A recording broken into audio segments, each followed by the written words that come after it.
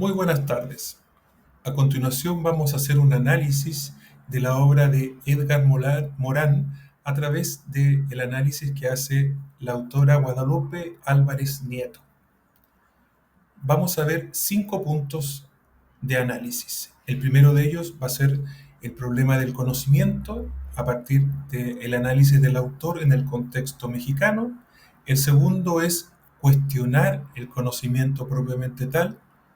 El tercer punto será el reto o desafío epistemológico. El cuarto punto será la visión sistémica de Edgar Morán. Y en el quinto punto vamos a ver las conclusiones.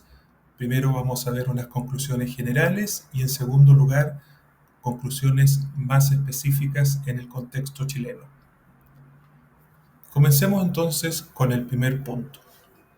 Problemas del conocimiento en el contexto mexicano, según Guadalupe Álvarez Nieto.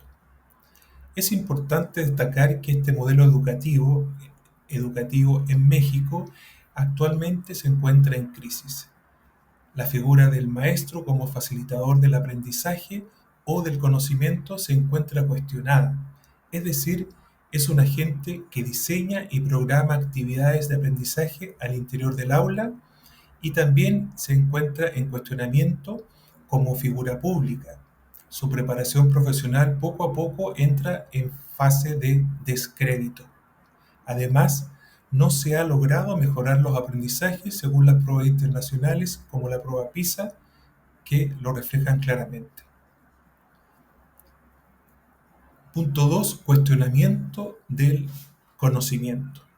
Para esto vamos a citar las claves que Morán indica en el año 1999 y estas preguntas claves son las siguientes. ¿Qué se entiende por conocimiento entre profesores y estudiantes? ¿A qué se llama conocimiento? Tanto maestros como alumnos, ¿qué entienden por conocimiento? En el ámbito educativo, ¿qué se entiende por observación? Y también qué se entiende por explicación. Estas son preguntas importantes que detona el autor. Para esto vamos a ver un reto o un desafío epistemológico que también menciona Morán en el año 1997, quien sugiere que para entender esta noción disciplinar compleja es preciso atender varios principios que enseguida vamos a ver. Y estos principios los visualiza como un proceso, ¿cierto?, objetivo o subjetivo. Al mismo tiempo, Morán acuña e incorpora el pensamiento complejo en el año 1999. ¿Y qué se entiende como pensamiento complejo? Dice que eficientemente son principios que dialogan y se reintroduce al sujeto cognoscente, que indica que en todo conocimiento es imprescindible reconocer que la pedagogía como disciplina social ha tenido desde siempre como objeto de estudio a la educación.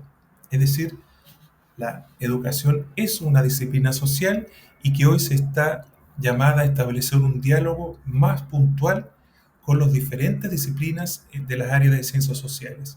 Es decir, se necesita una interconexión o una visión interdisciplinaria entre ellas. Por tanto, el análisis, este tipo de análisis es imprescindible para ir en avance del conocimiento. Por otro lado, también tenemos la visión sistémica que nos entrega Edgar Morán. Y para entender esta visión sistémica vamos a mencionar 4 principios que el autor destaca y que tienen un vínculo estrecho entre ellos. El primero es el principio dialógico, que tiene que ver que todas las partes son un entramado que conforman un todo, que son parte de un ciclo vital en el que se va construyendo el conocimiento y el nuevo conocimiento. El segundo principio es un principio recursivo organizacional, que refleja que al interior de cada sistema se encuentran procesos que se mantienen interconectados y tienen pasos o ciclos que son que se van conectando entre ellos específicamente. También tenemos el principio sistémico, que tiene que ver que todas las partes forman parte de un todo y el todo de las partes. El ejemplo para este principio sistémico está dado por el cuerpo humano y la conexión que existe entre órganos y sistemas entre ellos. Y el último es el principio holográfico, ¿cierto? Que tiene que ver con que estas partes conforman ciertas partes del todo, ¿cierto?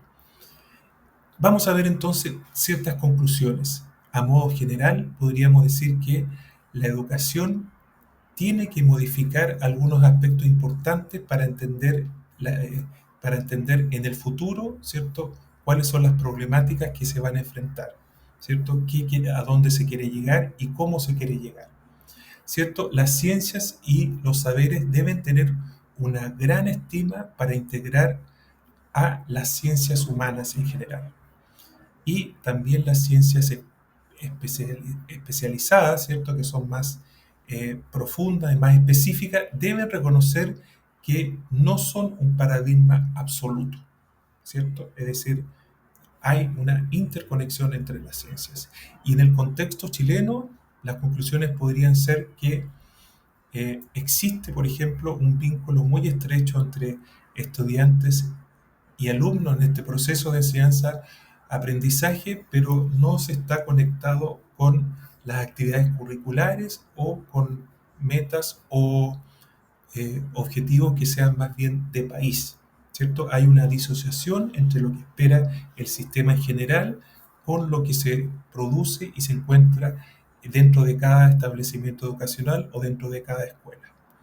Desde mi punto de vista existe un enfoque sistémico, pero dicho enfoque sistémico es un proceso que no están todos involucrados de igual forma, ¿cierto? No están considerados los directores, el equipo directivo, ¿cierto?, que es director, jefe técnico, y por otro lado están, aparte del sistema educativo, los profesores no toman decisiones interconectadas con este grupo o equipo directivo. En algunos casos sí, pero muchas veces no. También concuerdo con la autora Guadalupe Álvarez, que destaca que el sistema educativo en general se debe recuperar la reflexión, ¿cierto?, y el pensamiento filosófico que incluya, ¿cierto?, la formación docente. En el caso de Chile no dialogan las autoridades con las universidades porque tienen una lógica de autonomía, entonces no hay un trabajo unificado, ¿cierto?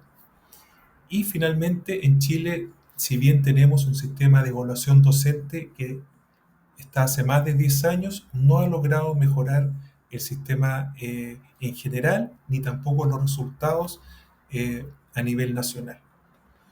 Muchas gracias por su atención.